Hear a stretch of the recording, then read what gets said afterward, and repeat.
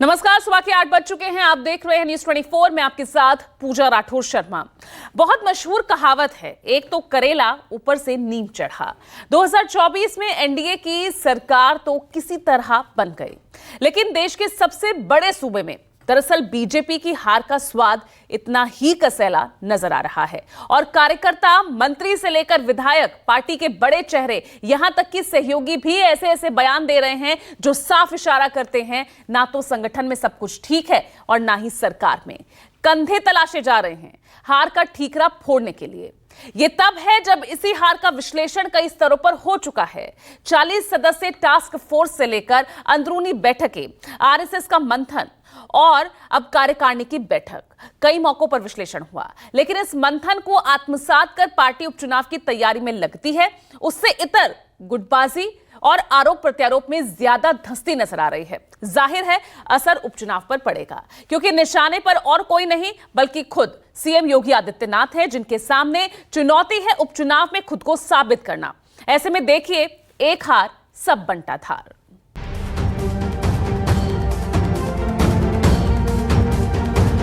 संगठन सरकार से बड़ा है, संगठन से बड़ा कोई नहीं होता है। जीत के सिलसिले को फिर से आगे बढ़ाने की आवश्यकता है। बुलडोजर तो बदमाशों के लिए बना, अपराधी के लिए बना था, बड़े बड़े जो तो माफिया थे उनके लिए बना था। गरीबों के घर पर चलाना सही नहीं है।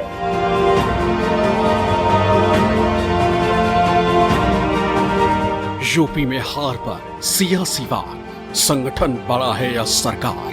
संगठन सरकार से बड़ा है, बड़ा था, बड़ा रहेगा। इशारों में हम बड़े का चला खे, बीजेपी के हनुमान क्यों हुए फेल? हम पहले काम कर पैदा कर रहे हैं, कुछ बनते क्या नहीं।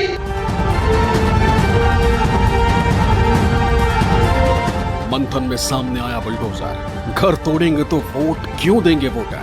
और गरीब महिला का घर थोड़ी अधिकारी उजाड़ा था, वो तो हम लोगों को उजाड़ा है ना, वो काहे वोट देगा?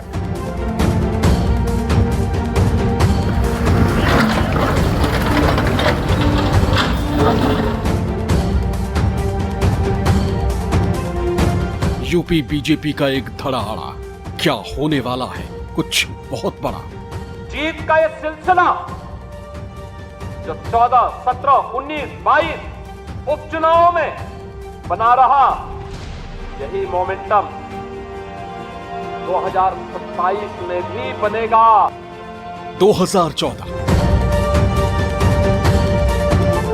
2017, 2019, 2022 और 2024। 2 विधानसभा और 3 लोकसभा चुनाव। 22 तक सब अच्छा था, लेकिन 24 में उल्टा पड़ा दांव, और इसी दांव पर अब मंथन का दौर चल रहा है। यूपी में बीजेपी कार्य समिति की बैठक के साथ एक दौर पूरा हो चुका है, लेकिन इससे एक दबी हुई टीस सामने आ गई। वो है सीएम योगी आदित्यनाथ और डिप्टी सीएम केशव प्रसाद मौर्य के बीच चल रहा कोल्ड वॉर। 2017 में जब यूपी में बीजेपी की सरकार बनी, वैसे तो तब से ही ये चल रहा है, लेकिन अब ये नए रूप में सामने आया है। पहले कार्य समिति की बैठक में केशव प्रसाद मौर्य का बयान सुनते हैं। इस प्रदेश कार्य समिति में मैं संगठन के वरिष्ठता हमारे देश के और प्रदेश के नेतृत्व के सामने कहा, संगठन सरकार से बड़ा है, संगठन से बड़ा कोई नहीं होता है। संगठन सरकार से बड़ा है, बड़ा था, बड़ा रहेगा। और सबसे जो भी किसी जिम्मेदारी में बैठे, चाहे वो उपमंत्री के नाते, चाहे मंत्री के नाते, चाहे विधायक सांसद के नाते, सबसे जो जनप्रतिनिधि है उनसे यही अपेक्षा है। हम पहले कार्यकर्ता पैदा कर रहे हैं, उनसे कुछ बनते क्या नहीं। इसे सभी कार्यकर्ताओं को मान सम्मान दें, उनकी समस्याओं का सर्वोच्च प्राथमिकता के आधार पर समाधान करें। साफ है कि केशव प्रसाद मौर्य का निशाना योगी आदित्यनाथ पर था, जो यूपी सरकार के मुखिया हैं। जैसे ही ये बयान आया, यूपी में फिर से इस पर बहस छिड़ गई। साल 2017 में उत्तर प्रदेश में बीजेपी की सरकार बनी। उस वक्त केशव प्रसाद मौर्य यूपी बीजेपी के अध्यक्ष थे और उनका नाम मुख्यमंत्री पद के प्रबल दावेदारों में भी शामिल था। केशव प्रसाद मौर्य को डिप्टी सीएम बनाया गया और मुख्यमंत्री योगी आदित्यनाथ बने। जानकार इस बात को मानते हैं कि उसी समय से केशव प्रसाद मौर्य और योगी आदित्यनाथ के बीच राजनीतिक दूरियां देखी गई हैं, जो फिलहाल अभी तक जारी है। यूपी की सत्ता के शीर्ष पर बैठे दो नेताओं के बीच जिस तरह से टसल चल रही है, लोकसभा चुनाव में यूपी में हार की वजहों में से इसे भी एक माना जा रहा है। उत्तर प्रदेश के सीएम योगी आदित्यनाथ और डिप्टी सीएम केशव प्रसाद मौर्य के बीच कुछ रिश्ता ही ऐसा है कि दोनों ही एक दूसरे पर निशाना साधने का कोई भी मौका नहीं चूकते, ये सोचे बगैर कि इसका अंजाम बाद में क्या होगा। मंत्रालय के कामकाज को लेकर हो या फिर सरकार और संगठन के स्तर पर, दोनों के भीतर ही एक होड़ लगी रहती है कि कौन किससे ज्यादा बड़ा है, और ये तल्खी अक्सर सामने ही आ जाती है। अब डिप्टी सीएम ने संगठन के सहारे सीएम योगी आदित्यनाथ पर वार किया तो उनको मंत्री संजय निषाद का साथ मिला, जो निषाद पार्टी के अध्यक्ष हैं और यूपी में एनडीए का घटक दल है। संजय निषाद ने बुलडोजर एक्शन पर भी सवाल उठा दिए और कहा कि हम घर तोड़ेंगे तो हमें लोग वोट कैसे देंगे। अगर गरीब आदमी जो 90 साल से जो जमीन पर है और कानून का फायदा, कानून को लेकर कोई आदमी जाके बुलडोजर चला रहा है उस गरीब महिला के घर पर, तो इसका मतलब बुलडोजर तो बदमाशों के लिए बना, अपराधी के लिए बना था, बड़े बड़े जो तो माफिया थे उनके लिए बना था। गरीब आदमी से गलती हो सकती है, कागज नहीं सही करा सकता है, तो क्या अभी हमारे पास आया, मैं फोन किया, तुरंत करा दिया। आज वो कार्यकर्ता रो रहा, झंडे भी लगे थे निषाद पार्टी के, ऐसे बहुत रहे होंगे। और उस गरीब महिला का घर थोड़ी अधिकारी उजाड़ा था, वो तो हम लोगों को उजाड़ा है ना, वो काहे वोट देगा। गरीबों के घर पर चलाना सही नहीं है, गरीबों के घर, गरीबों को हम लोग बसाने के लिए पैदा हुए हैं।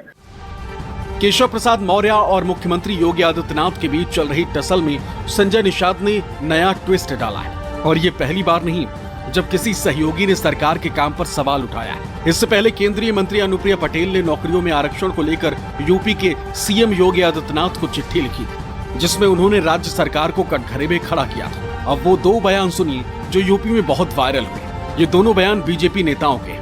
मेरे 42 वर्ष के राजनीतिक जीवन में तहसील और थाने का ऐसा भ्रष्टाचार न सोच सकते थे, न देख सकते थे, वो अकल्पनीय है। आज जा रहे मोटरसाइकिल पकड़ ले रहा है, घर में आपने एक बल्ब ज्यादा जला लिया, एक थाना हमने खोल लिया है, आपके लुटेरे की तरह हमें लूट ले रहा है, धमकी दे रहा है, 135 का मुकदमा लिखा रहा है, हम अपराध न करें, हम अपराधी हो गए, कोई हाथरस के बाबा है कि हम कह रहे हैं कि मेरे पैर की धूल ले लो और उसमें घटना हो जाए। इसलिए मित्रों, आपका अभिनंदन जवानी करने से नहीं काम चलने वाला है।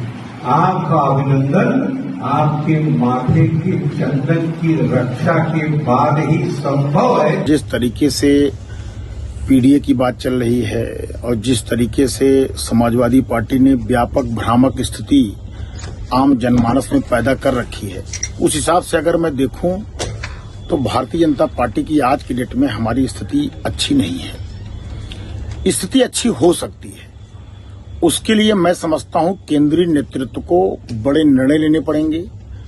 केंद्रीय नेतृत्व को जो है कहीं न कहीं उत्तर प्रदेश के चुनाव पे पूरी तरीके से फोकस करना पड़ेगा।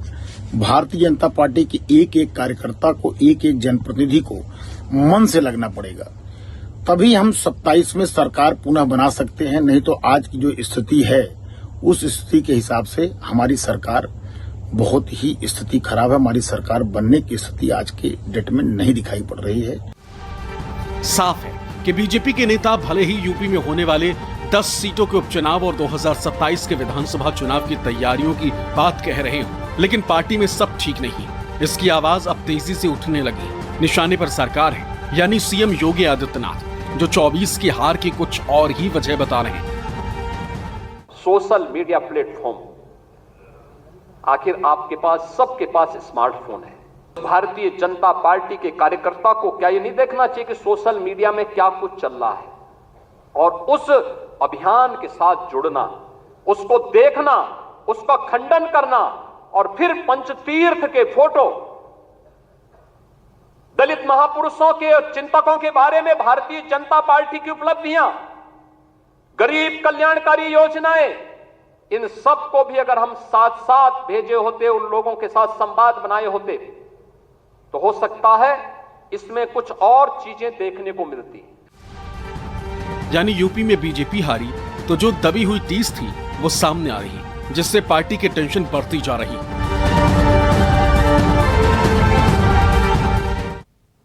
सियासी हिसाब से देखें तो यूपी सबसे बड़ा अखाड़ा है, जहां लोकसभा की 80, विधानसभा की 403 सीटें हैं। सीटों के हिसाब से यहां राजनीति भी वैसी ही होती है।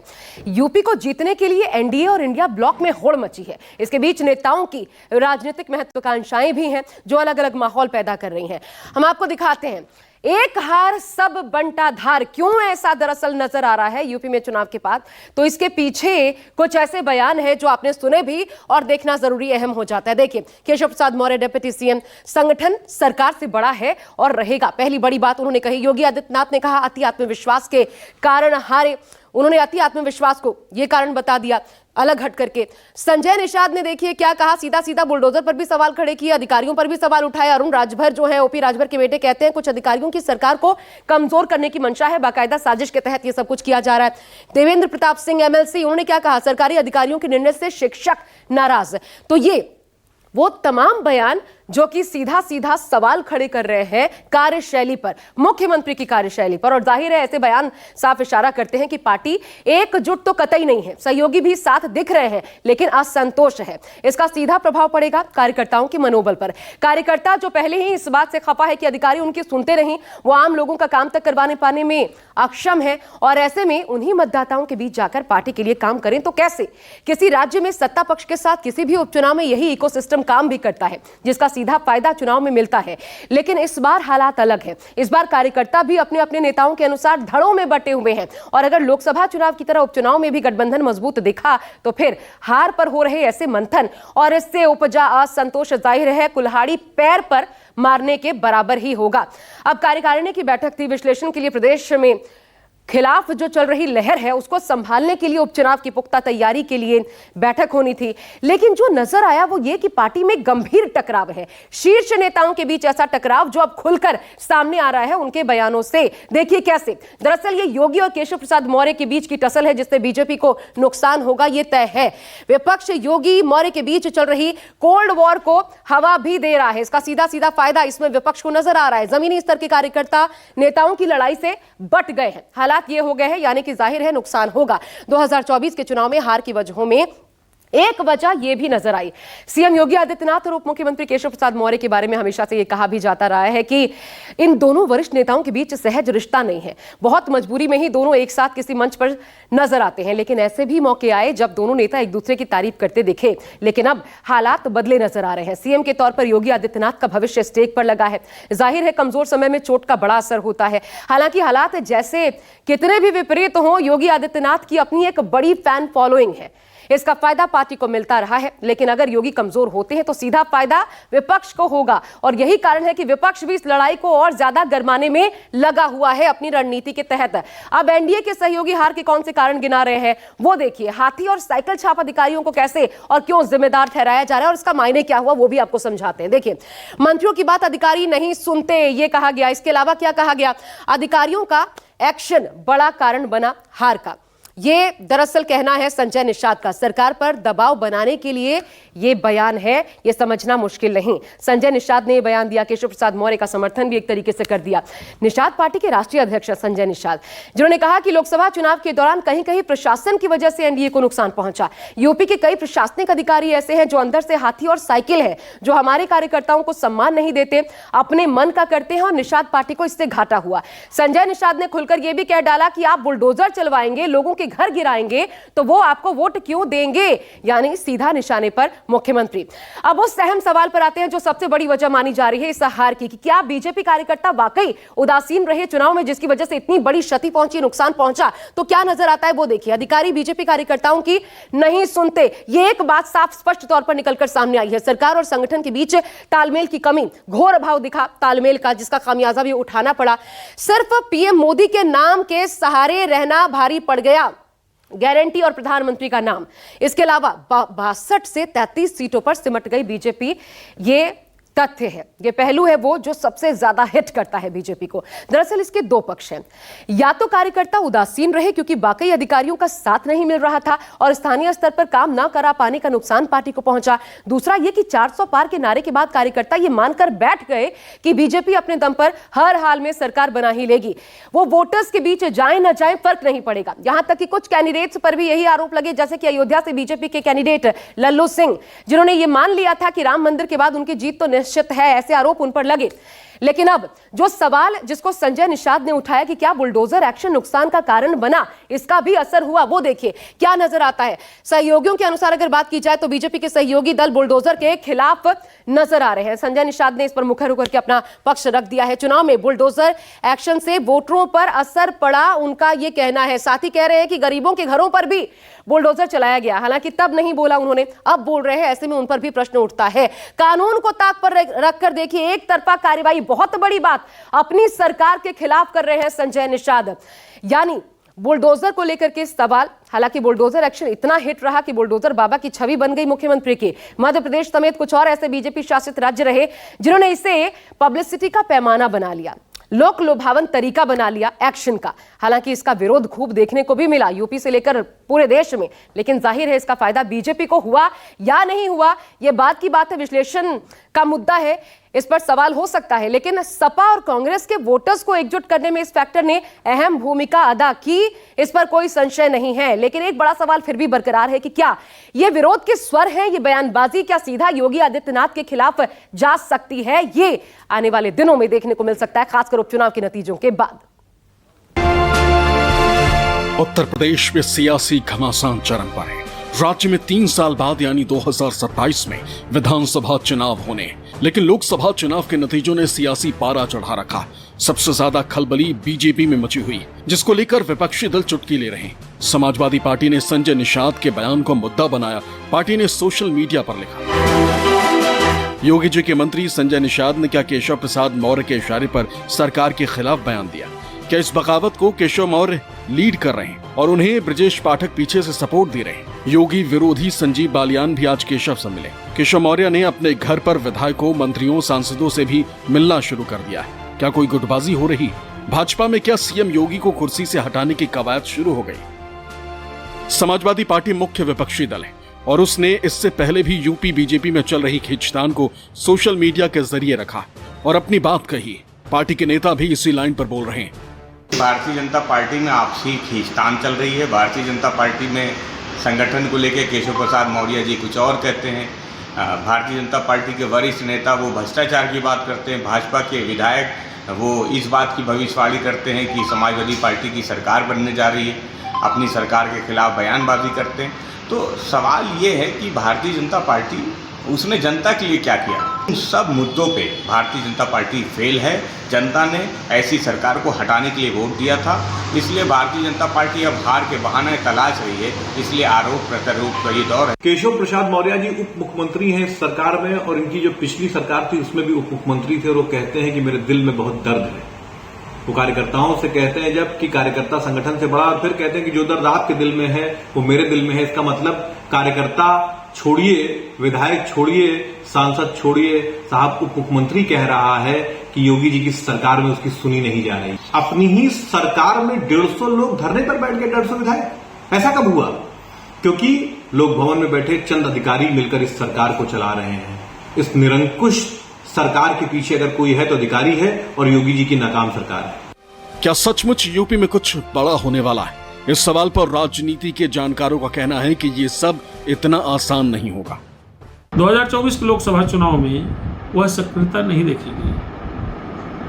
जाहिर सी बात है, कहीं न कहीं कार्यकर्ताओं में नाराजगी जरूर रही होगी। इन सारे हालातों के मद्देनजर अब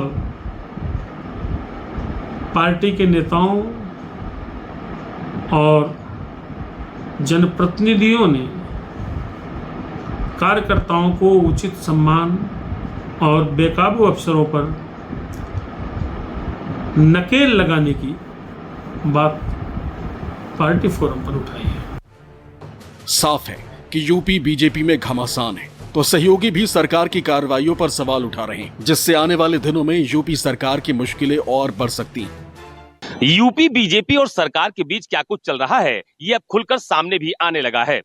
बुलडोजर तो एक बहाना है, असल में योगी आदित्यनाथ पर दबाव बनाना है, लेकिन इसका कितना असर होगा ये भी आने वाले दिनों में साफ हो जाएगा। कैमरा पर्सन मिंटू सिंह के साथ अशोक तिवारी, लखनऊ, न्यूज़ 24।